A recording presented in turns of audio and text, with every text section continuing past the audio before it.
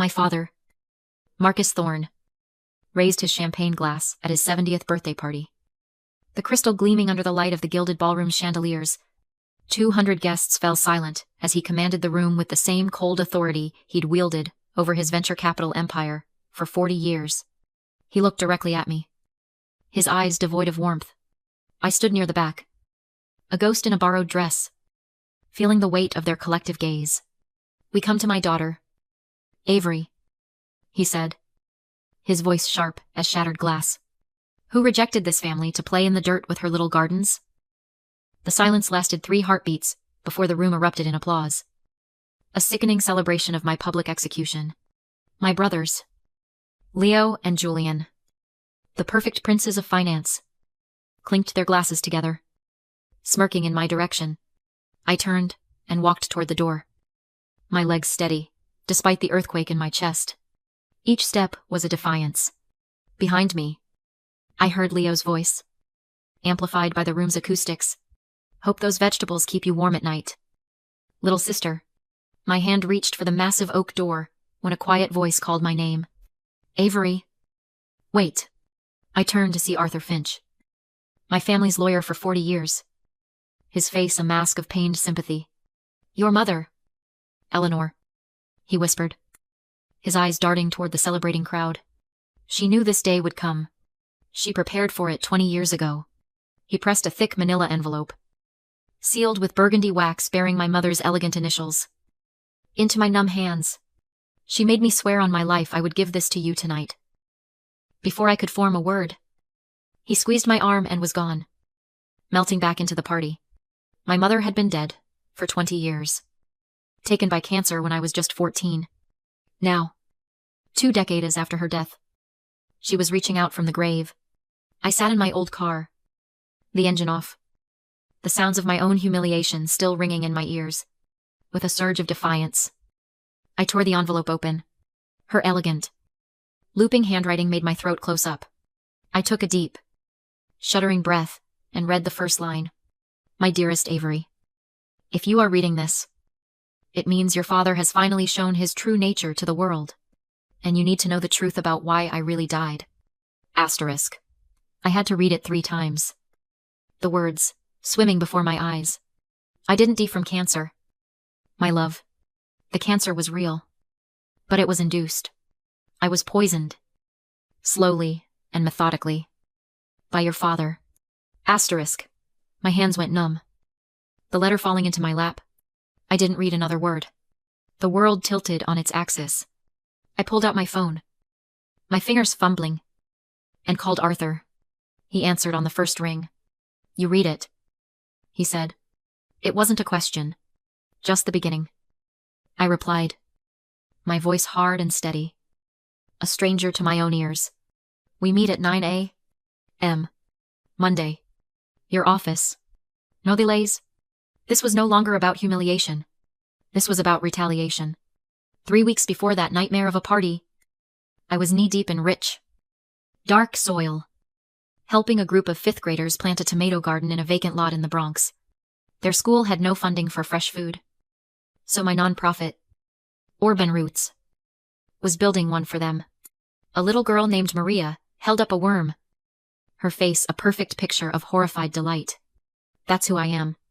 That's the life I chose. I started it with a small trust fund. My mother left me just $80,000, but it was enough. Everything else I built myself. 1 grant proposal, 1 fundraiser, 1 16-hour day at a time. The morning the invitation arrived, my assistant handed me an expensive, ostentatious, and cold career envelope. Inside, the message was a command times. "Your presence is required. Family duty demands attendance." Asterisk. Family duty. I almost laughed out loud. Where was family duty when my father refused to attend my college graduation because I was wasting my potential on a sociology degree? Where was it when my mother died? And he sent me to a boarding school in another state 3 days after her funeral, telling me thorns do not wallow. Still, some instinct inherited from my mother, a quiet whisper in my soul, told me this summons was different. I grew up in that penthouse, a gilded cage on the 57th floor, overlooking Central Park. It was there my mother would sneak me books about botany and social justice. Her finger to her lips as she whispered, "It's okay to dream of a different life. My love. A life where you grow things instead of acquiring them." My brothers, Leo and Julian, had taken to the family business like sharks to blood, molded in my father's ruthless image.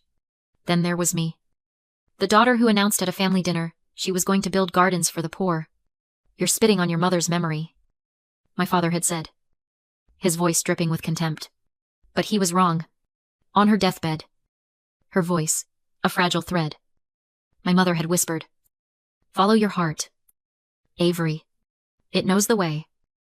The day after the party, I was sitting in my cramped office, staring at my mother's letter, when another courier arrived. This one delivered a thick legal envelope.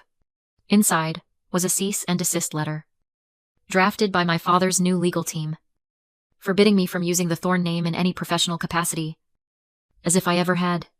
Tucked behind it was an eviction notice. My father had bought the Bronx lot our main garden was on. We had 72 hours to vacate.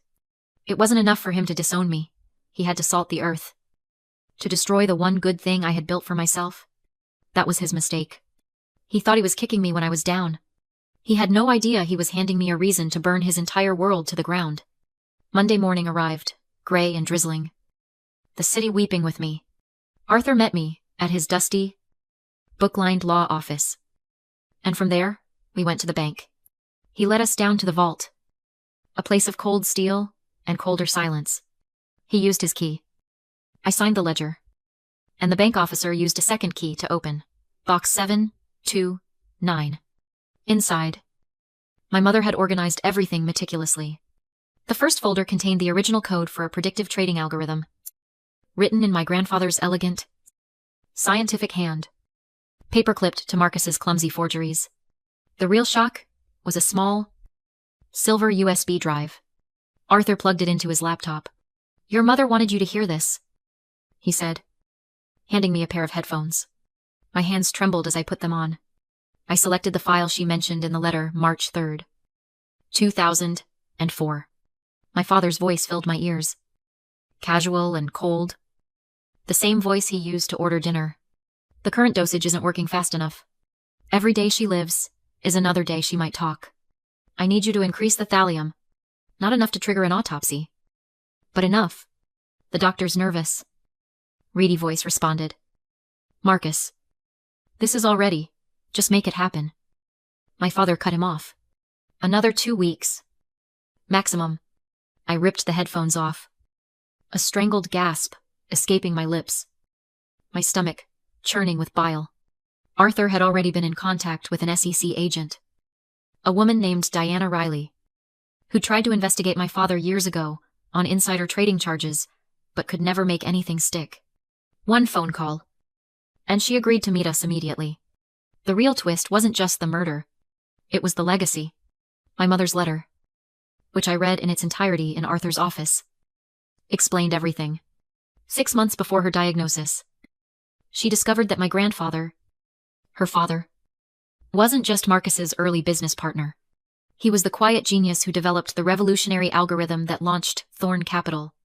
Asterisk, your father stole it. Avery.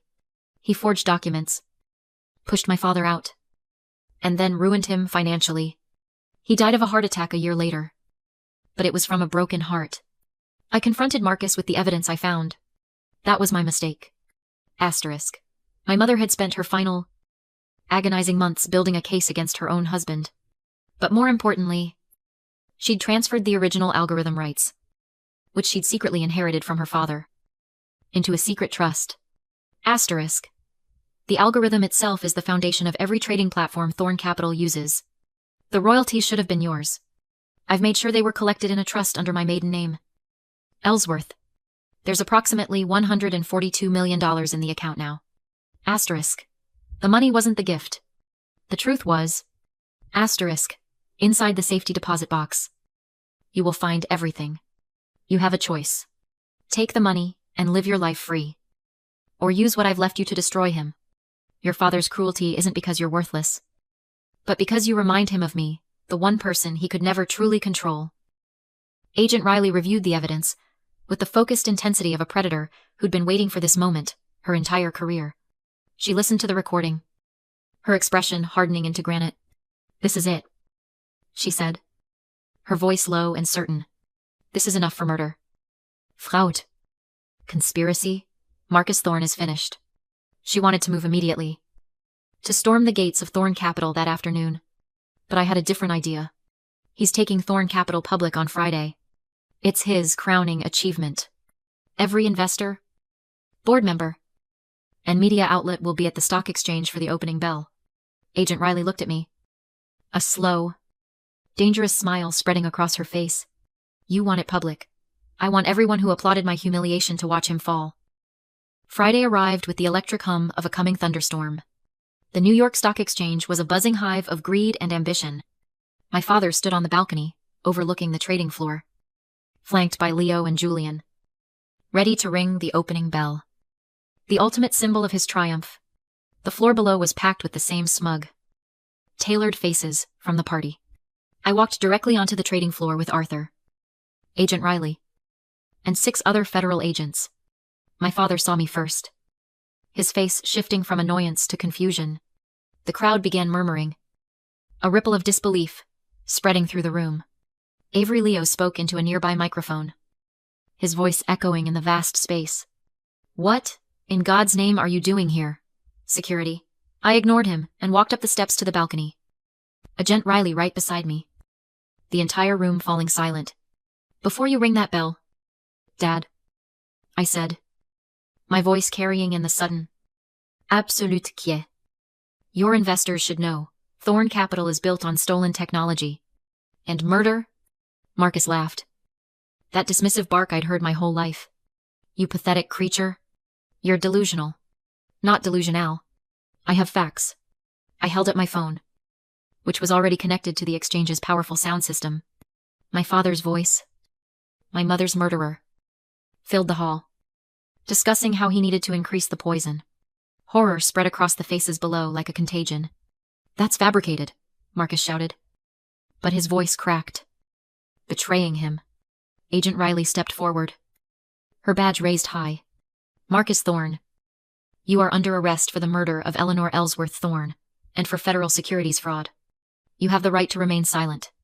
As they cuffed him, he lunged toward me, his face a mask of pure hatred. "You destroyed everything," he hissed. "No," I replied calmly, my voice steady. "You destroyed everything when you killed her. I'm just settling the account." 6 months later, I stood in the new headquarters of the Eleanor Ellsworth Foundation, the largest urban agriculture initiative in the country. The trial had been swift. Marcus Thorne was found guilty on all counts. Life without parole. I attended every single day, sitting in the front row. He never looked at me.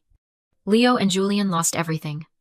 The company collapsed, its assets seized, their fortunes, built on a lie, evaporated overnight. 3 weeks after the verdict, Leo showed up at my office. He looked smaller, deflated, without his custom suits and arrogant posture. "I need a job," he said, not meeting my eyes. "Anything. I'll haul compost." "Why?" here I asked, genuinely curious. "Because," he said, his voice cracking, "you're the only one who ever built something real. I hired him." He slowly, painfully, learning what it means to earn something honestly. The Ellsworth Trust, my mother's secret legacy, was used to build something she would have loved. We now fund community gardens and urban farms in over 50 cities. A year after the foundation opened, I received a letter from my father in federal prison. It contained just 3 words. Asterisk, your mother won. Asterisk, I framed it and hung it in my office. A constant reminder that victory isn't about what you gain, but what you refuse to lose. This morning, I helped a community in Detroit break ground on a new 2-acre farm. A young girl, no older than 10, told me she was excited to finally have fresh strawberries. That girl's smile, the hope in her eyes, was worth more than any inheritance Marcus could have left me. If you're watching this, and you've ever been told you're not worthy, that choosing kindness makes you weak. Remember this. The compassion my father saw as a weakness became the very strength that brought his empire of cruelty down. Your worth isn't determined by those who reject you, but by what you choose to build in spite of them. My name is Avery Thorne. And I'm the daughter, my father said, was worth nothing. Today, his stolen fortune is feeding thousands. That is my inheritance. That is my truth. And it all started with a sealed envelope and a mother's perfect, passionate love. If this story resonated with you, like this video, share it with someone who needs to hear that your true value is something no one can ever take from you. Comment below with your own story of finding your strength when others tried to tear you down.